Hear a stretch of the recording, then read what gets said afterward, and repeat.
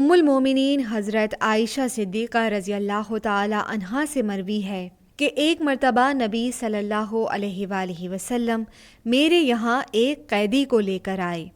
میں عورتوں کے ساتھ لگ کر اس سے غافل ہو گئی اور وہ بھاگ گیا۔ تھوڑی دیر بعد نبی صلی اللہ علیہ وآلہ وسلم واپس آئے تو فرمایا، وہ قیدی کہاں گیا؟ میں نے عرض کیا کہ میں عورتوں کے ساتھ لگ کر غافل ہو گئی تھی، اسی دوران وہ بھاگ گیا۔ نبی صلی اللہ علیہ وآلہ وسلم نے فرمایا، اللہ کرے تمہارے ہاتھ ٹوٹیں، یہ تم نے کیا کیا؟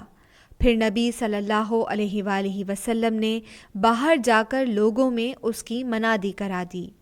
لوگ اس کی تلاش میں نکلے اور اسے پکڑ لائے۔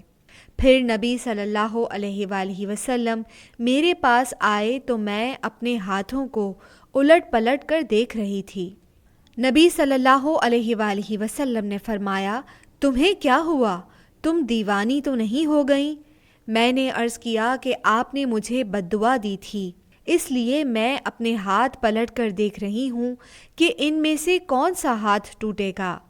اس پر نبی صلی اللہ علیہ وآلہ وسلم نے دعا کے لیے ہاتھ اٹھائے اور اللہ کی حمد و ثنا کرنے کے بعد فرمایا، اے اللہ، میں بھی ایک انسان ہوں اور دوسرے انسانوں کی طرح مجھے بھی غصہ آتا ہے، سو میں نے جس مومن مرد و عورت کو بد دعا دی ہو تو اسے اس کے حق میں تزکیہ اور طہارت کا سبب بنا دے۔